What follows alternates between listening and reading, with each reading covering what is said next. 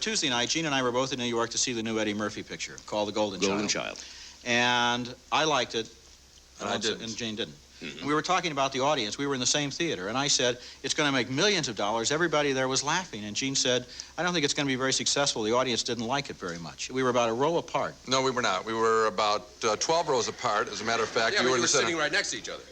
Oh, it's not that big.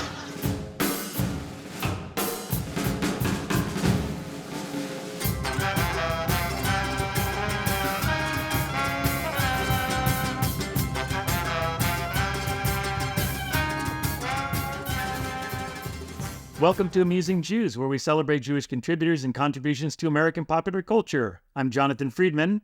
And I'm Joey Angelfield. Producer-engineer Mike Tomren is working somewhere behind the scenes. Amusing Jews is a project of Adat Chaverim Congregation for Humanistic Judaism, the Cool Shul Jewish Cultural Community, and Atheists United Studios. Hey, Joey, this might just be my own ingrained bias, but when I think about the movie critics I've followed over the years, most of them are Jews.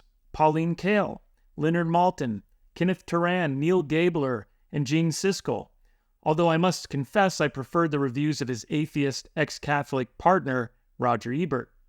Even critics I don't like, namely Michael Medved, also happen to be Jews.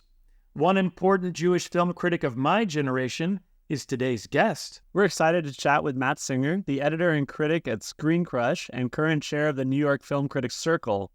He's the author of Marvel's Spider-Man From Amazing to Spectacular, the definitive comic art collection, and a new book, Opposable Thumbs, How Siskel and Ebert Changed Movies Forever. Matt, welcome to Amusing Jews. Thank you very much.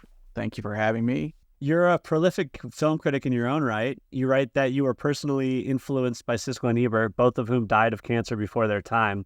How do you see yourself and maybe other film critics as following in their footsteps? I wasn't film literate before I found this show. It was the opposite. It was falling in love with this show made me want to discover movies from all over the world and from the history of movies. I certainly always aspired to be the sort of critic that Gene and Roger were, and that I found them to be at that age, which was very smart, very funny, but also very insightful and very accessible. They did not make their audience feel dumb if they hadn't seen some, relatively obscure art house movie or foreign movie or classic movie that was coming out on VHS or Laserdisc at the time, maybe DVD at the very end of Siskel and Ebert. They always made you go, oh, this sounds really great. I want to see it. They encouraged, and they, I put it to other people as, in this world, you can be a gatekeeper or a gateway, and the Siskel and Ebert way was always very much to be the gateway. One thing I liked about them when I was a kid, and to this day, is just the amount of movies that they saw. All genres, all different sources, certainly movies that I would never see, even if they gave them 2 thumbs up.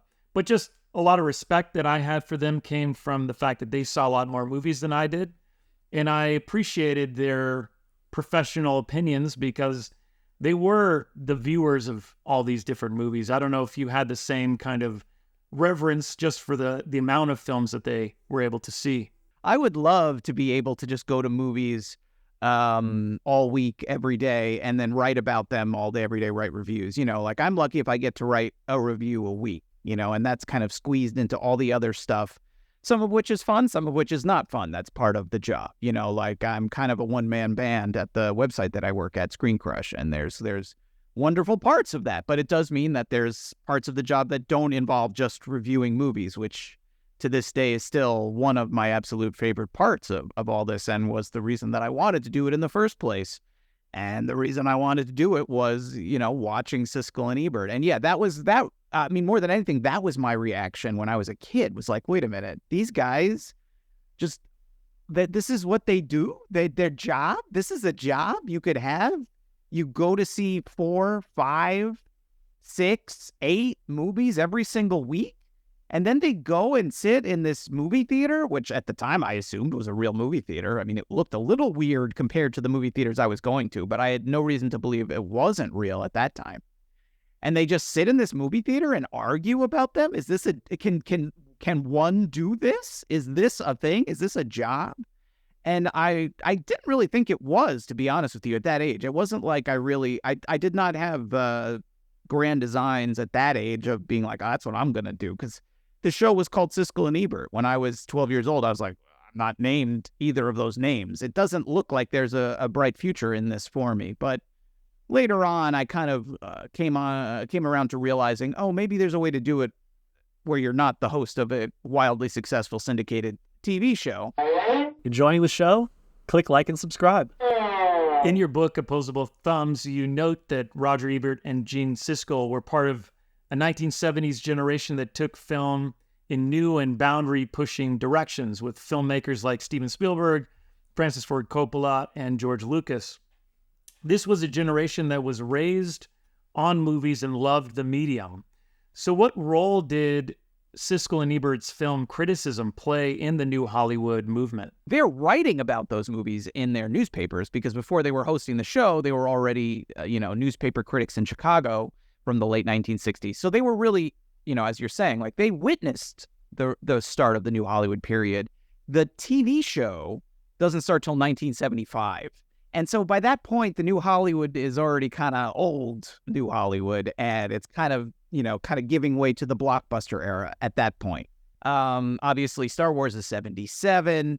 So, and then in rapid succession, like a lot of the filmmakers that we think of as the new Hollywood filmmakers, their careers kind of start to go in the toilet a little bit. And where the show specifically was really important was while this new Hollywood era is going on in the foreground, there's all these, there's still ambitious, young, lesser-known talents who are kind of percolating on the fringes of that. And the show, by the late 1970s, it's on PBS, but it's airing on PBS stations all over the country. It's starting to pick up, again, a little bit of juice. It's starting to become a thing and get attention. It has a really reliable audience. The audience is spending money on tickets, and they're able to kind of point people in the direction of movies now. And so by the very late 70s into the early 80s, it's them talking about movies like Gates of Heaven and My Dinner with Andre and films of that ilk that are more like indie films, art house films that are playing in limited release where they're telling their audience, go see these movies. Now, obviously, they're reviewing Star Wars and the big blockbusters, but where they had the biggest impact, like directly on a movie or a filmmaker's fortunes, were on those smaller movies and the people who made them, guys like Errol Morris, who I did interview for my book, where they were able to tell their audience to go see these movies. And like in the case of a My Dinner with Andre, that's a movie that was supposedly, as and Wallace Shawn talked to me for my book as well, where supposedly the film had opened, it hadn't done very much, and it was getting ready to close in New York City, and they had already supposedly like taken out ads, like closing by this date or something like that. And the show reviewed the movie, told people to go, and by the next day, it was selling out. And then it ended up playing at the same theater. It didn't close as planned, and it ended up playing in that same theater for a year. Which even then was a very long time. Now would be unbelievable, but back then was still a major deal. And supposedly, Wallace Shawn and Andre Gregory were so thankful for the impact that Siskel and Ebert had on the film and its success that, like, when the film finally closed at the New York theater where it was playing, they invited them to come and do like a Q&A with them at the final night of the run, which I think really kind of speaks to how influential they were seen in reversing the kind of trajectory of that sort of movie. And there are other examples. So yeah, that's the sort of movie where they had the biggest kinds of impact. There's trends that they affected. There's other filmmakers. And then there's like the people of my generation who were influenced by them because they saw them when they were younger and either wanted to become film critics or filmmakers. But yeah, that's sort of where I would point to as in terms of like their biggest direct influence in terms of filmmakers. I think it's difficult to remember these days also just how powerful PBS was back in the day. I remember the world of television in the 80s, at least the mid 80s is when I sort of start to remember. And I was lucky enough that we did have like basic cable in my house at a pretty young age. But you're still talking about, I don't know, 20 channels at most. And now we flip back 10 years to 1975. Now we're talking about like 4 channels.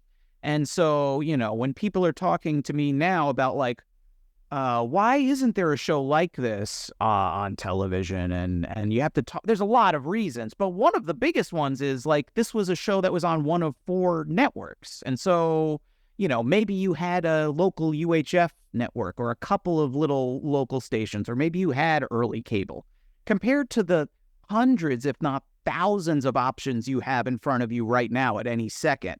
Not only on your phone, on your computer, on your TV, satellite dish, all these different things. Like, it was just a totally different universe. So yes, PBS absolutely loomed much larger in that universe, which was already, you know, it was so much less fragmented to begin with.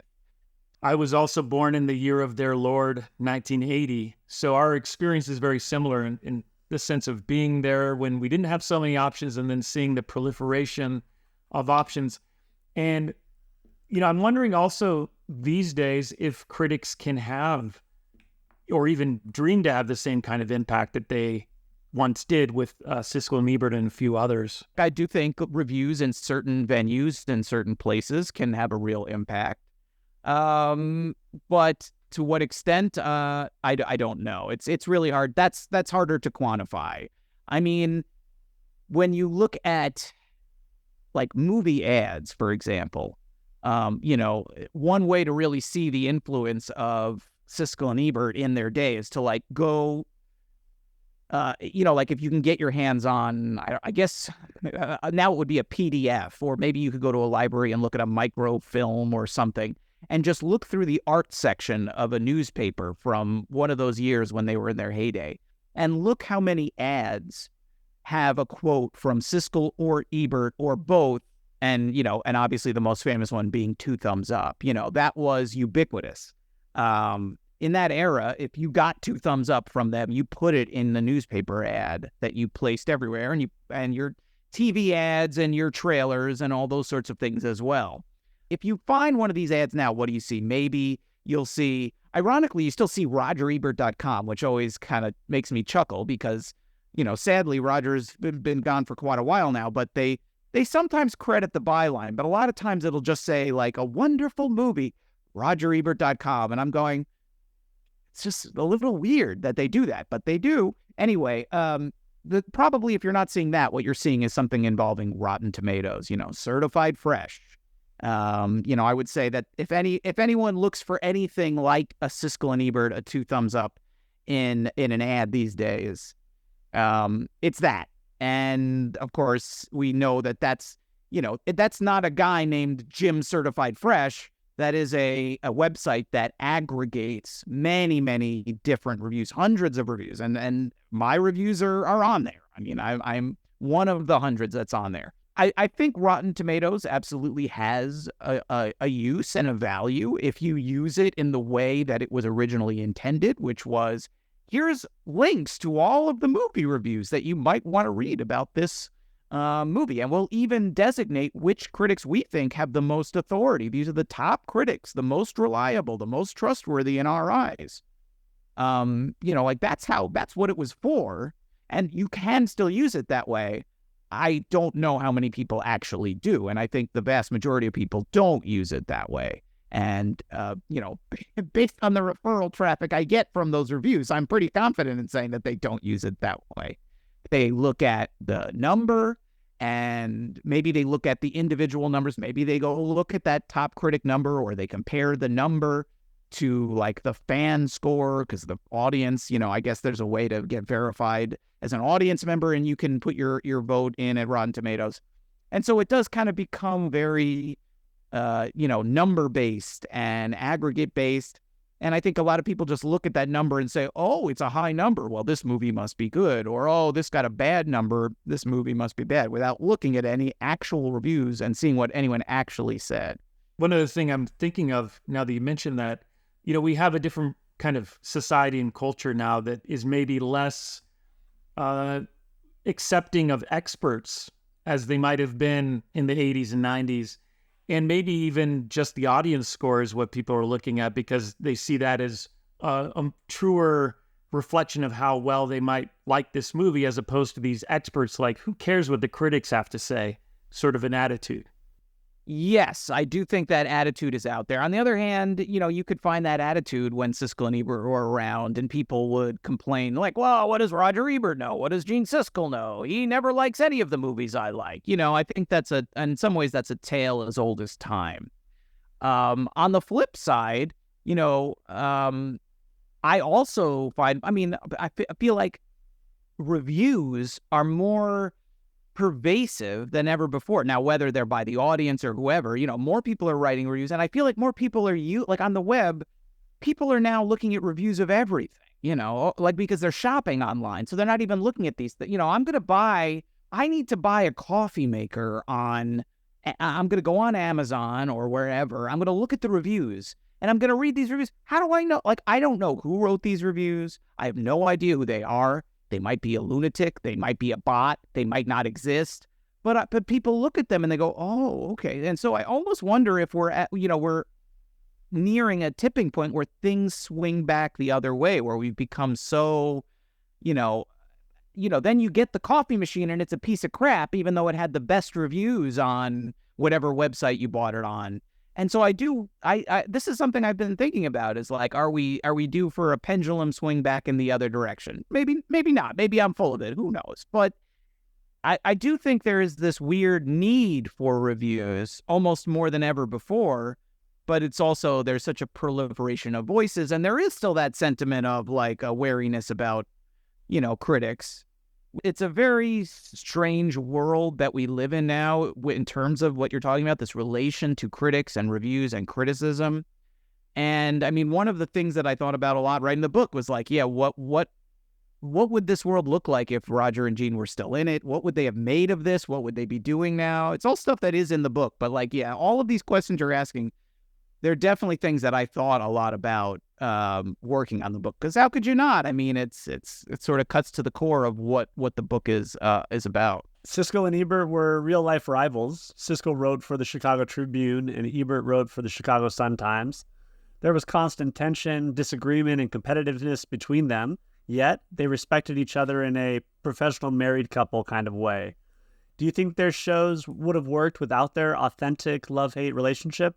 Certainly nobody has had the level of success doing what they did, at least in the world of movies, that they did with that authentic relationship. So I think it's pretty fair to say no. I mean, every time they left their show to start a new show, because even though we think of it as Siskel and Ebert, this thing that was on the air for 25 odd years, really, it was 3 different shows that were hosted by Gene and Roger in different places, and they would leave one show and go to start a new show at a new syndicator or new network or whatever.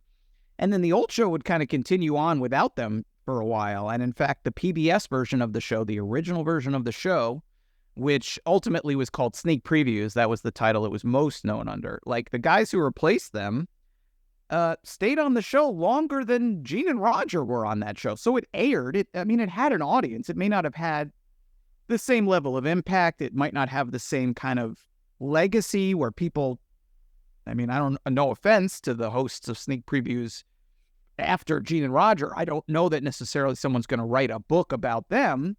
There's lots of reasons why that is, but one of the biggest, I do think, is the fact that they had this genuine competition, rivalry, hatred in the beginning that translated on television, and it made for good television, and it was entertaining to watch. It was easy to sell. You kind of got it immediately, that classic opening credits sequence from the Disney version of the show that I watched over and over again as a kid, with them walking through Chicago and working at their different newspapers and, really setting them up as these total opposites, like one walks to work, one takes a taxi, like their total, oil and water kind of thing. Like it's easy to sell that to someone and explain that. Like, these two guys who are rival critics, they're gonna review these movies and they don't get along. They don't like each other because they're rivals. And that's what makes it fun. Like all the imitators who kind of followed in their wake, it's like, well, they're two film critics and they're talking about a movie.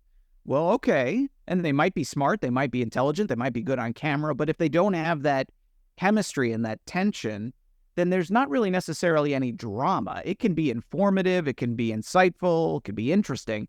But it's probably not going to be all that exciting. And, you know, like that is the element, the X factor that Siskel and Ebert had that even very good critics who followed them and tried to replicate the show did not have.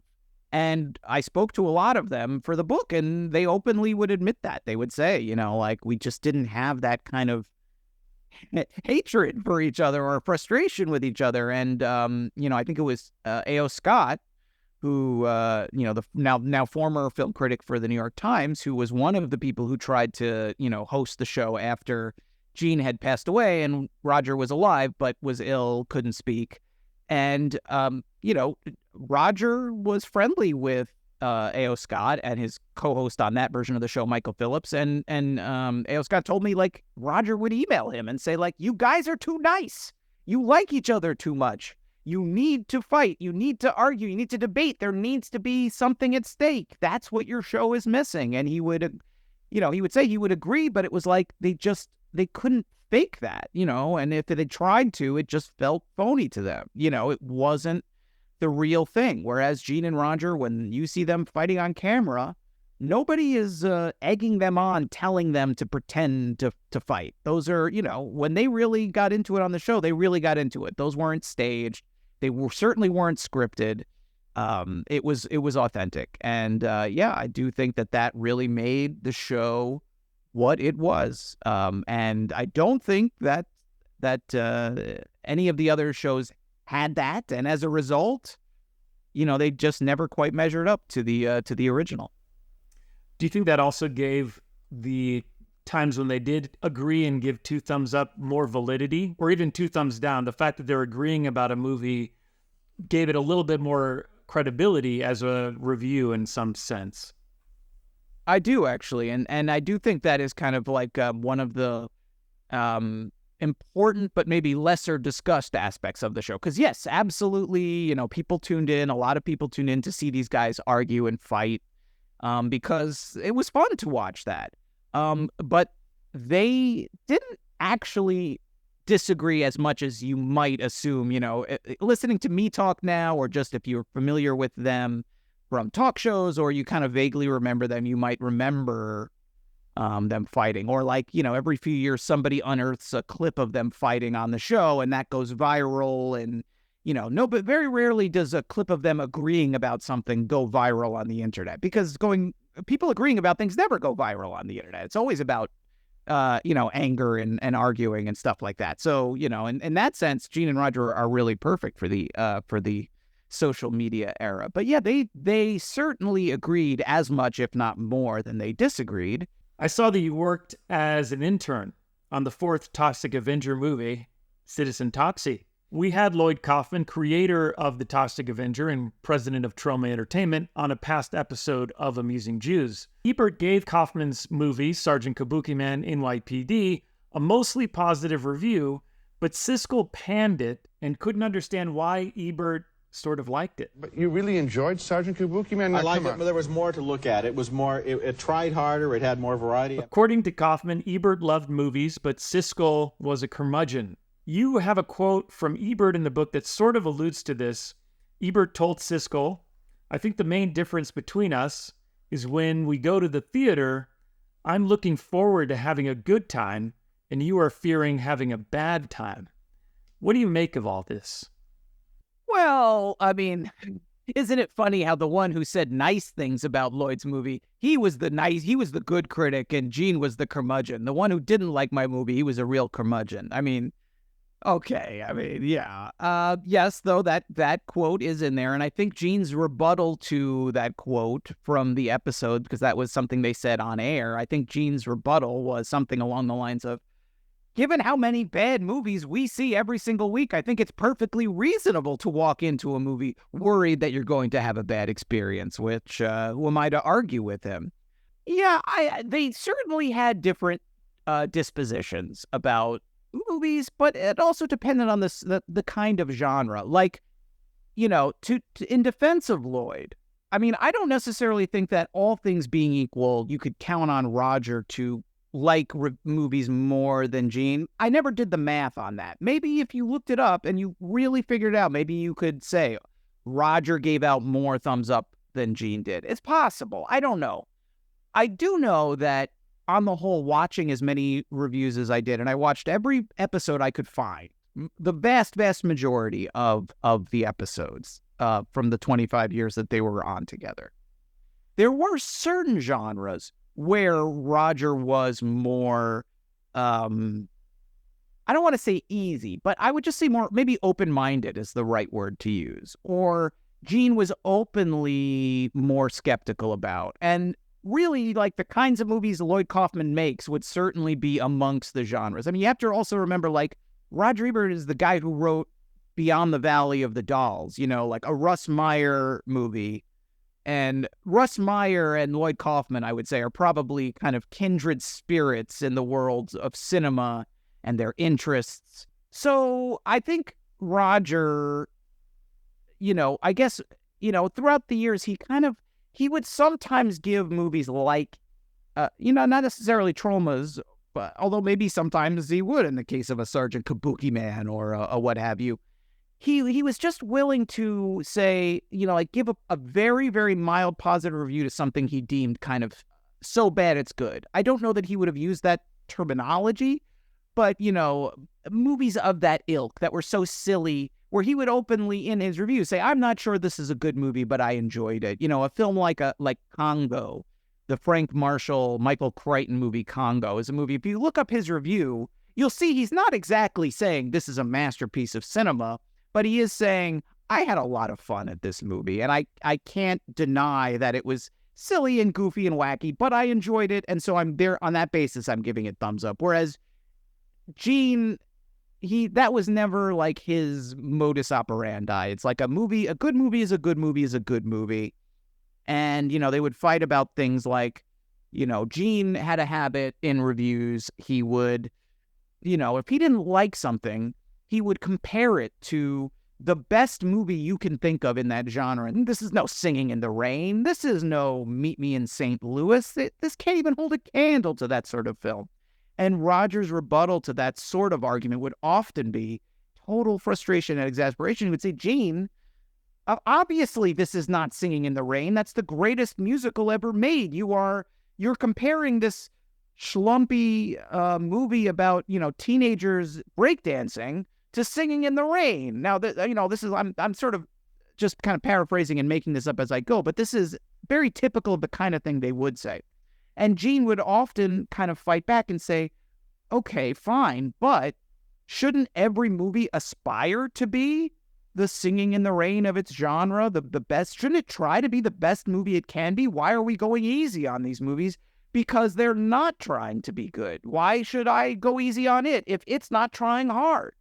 Which is a fair way of looking at it, I guess. And so that's the sort of stuff they would fight about. Yeah, sometimes I would see their show or read their reviews and think to myself, well, this movie obviously wasn't made for them. Part of it, you know, comes with the territory. I think, again, they watch so many movies. They watch basically every movie, and they have personal tastes and personal preferences just as anyone else.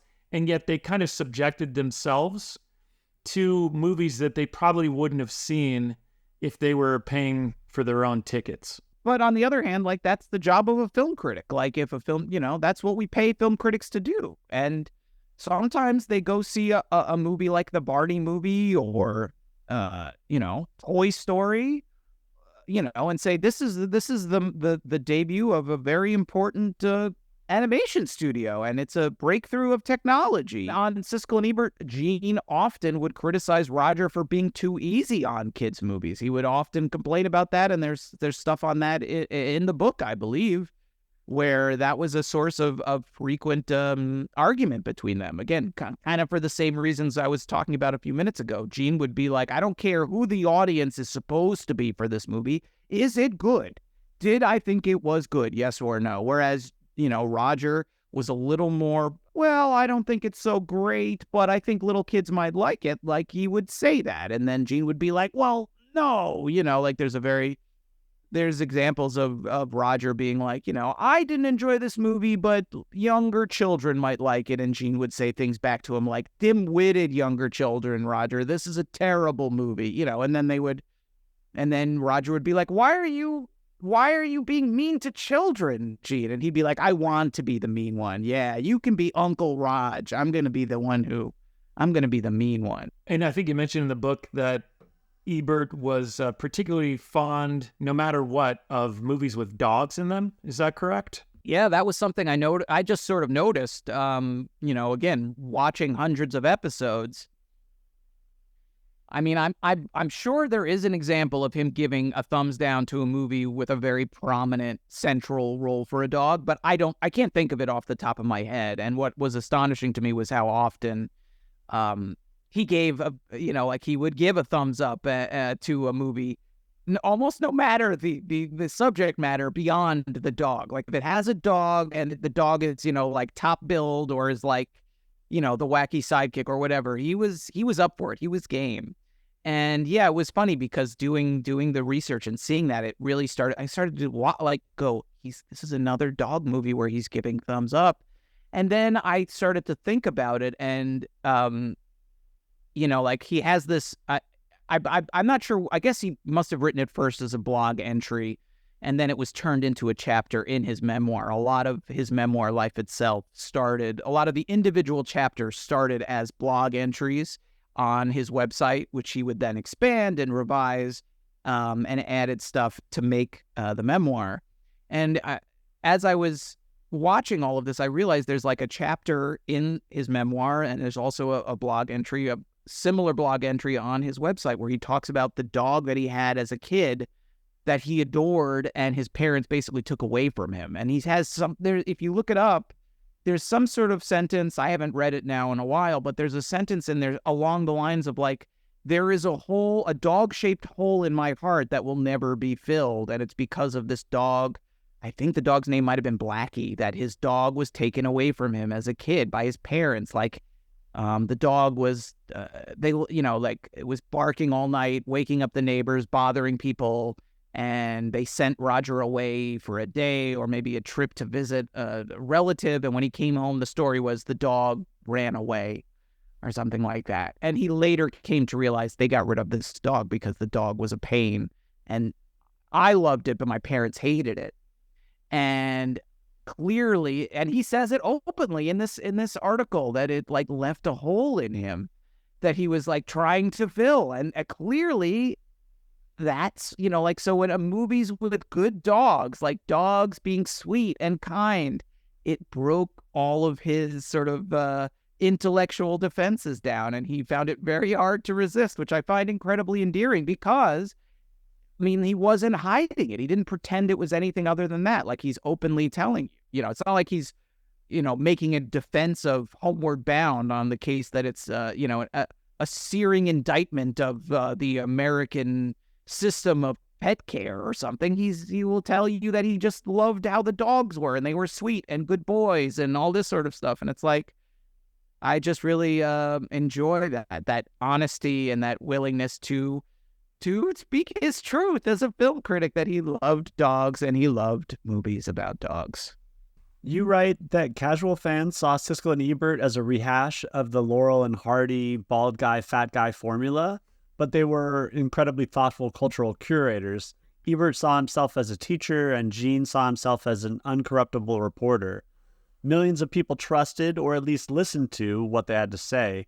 How did they develop such a dedicated fan base? Well, I think we've kind of talked about a little bit, just the fact that when they said something, you believed that they really believed it, right?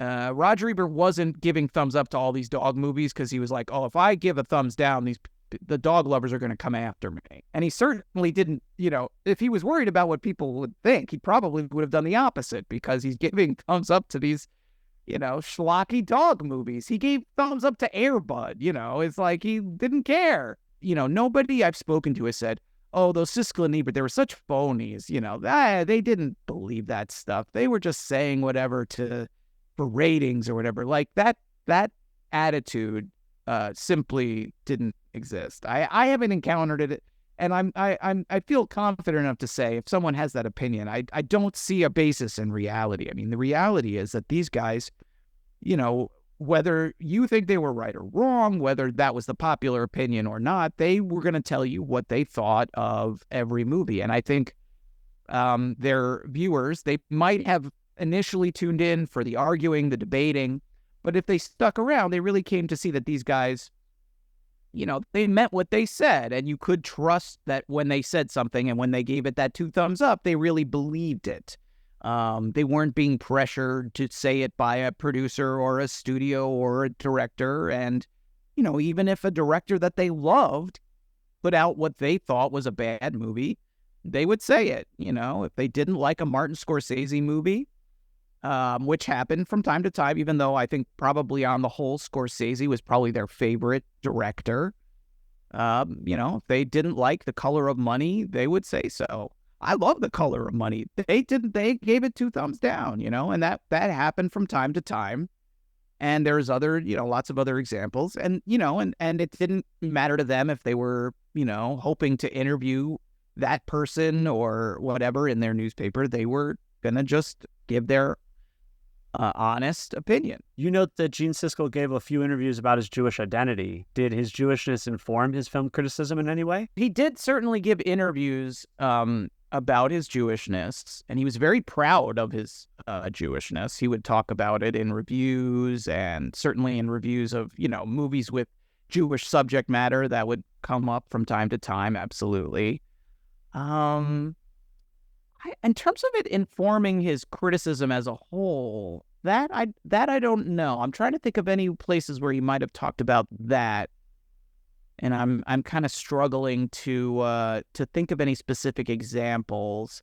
I guess it was more like specific movies, or if he sometimes felt, which he sometimes did, rightly or wrongly, we might think, or whatever, if a movie struck him as particularly like anti-Semitic, that would come up. He would strongly voice that opinion. He was never afraid to say that. But really, it was something that he would talk about, like when a movie really moved him that was about that subject. And obvious films, things like you would assume, like Schindler's List or Shoah or, movies that really hit on that subject. He would talk about it, and he would speak, sort of on a personal level as well about his Judaism and his faith. And I suppose in some ways, like sort of his general, maybe less specifically Jewish faith, but just sort of how his, belief in God, I guess, that would sometimes come up in reviews that weren't necessarily about Judaism specifically, but would be about religion and faith. He liked talking about that on the show as well. So if a movie, like again, maybe to the flip side of some of the movies that Roger maybe was more open-minded towards, like movies with spiritual themes, even if it wasn't Jewish, but just spiritual themes, he could be a little more, I don't know, I'm trying to think of the specific review, but there's definitely a review where, and I could, later on I can find it in my notes maybe and track it down, but there's a review where it's a movie about like people maybe like falling in love in heaven and they have to be reincarnated and they have to like find each other on Earth or something.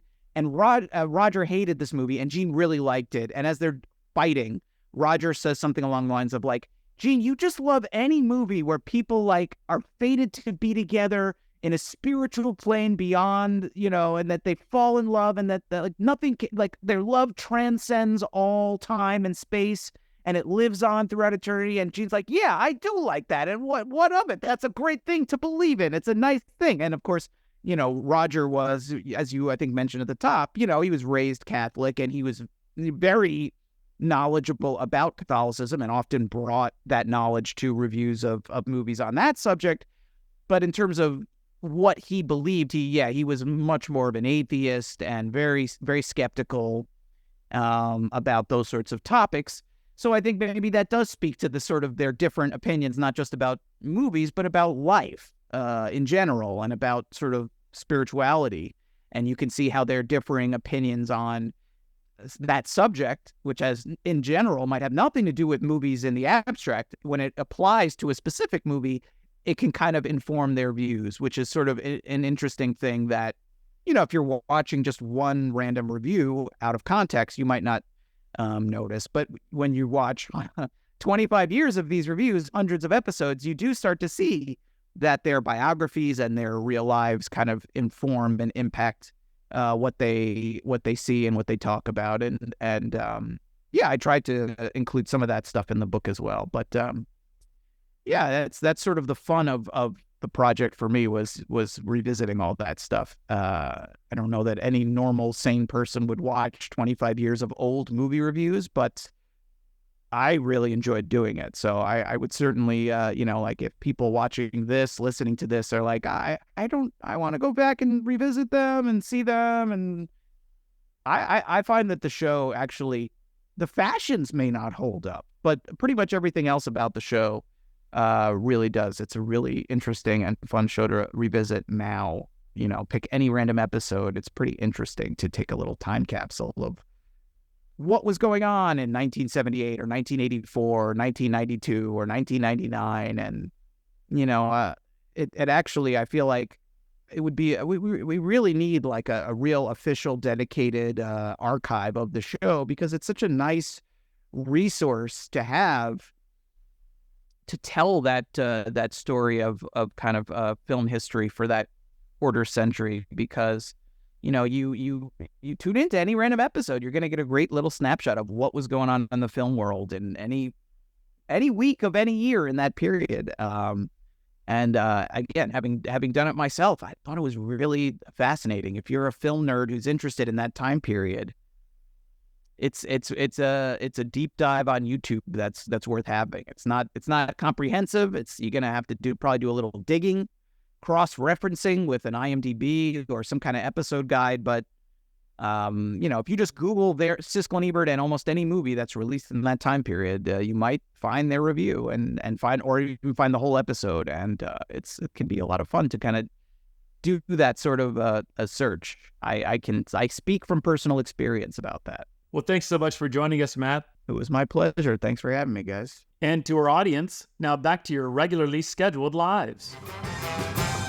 Amusing Jews is here to amuse you. If you like being amused, go ahead and click like and subscribe.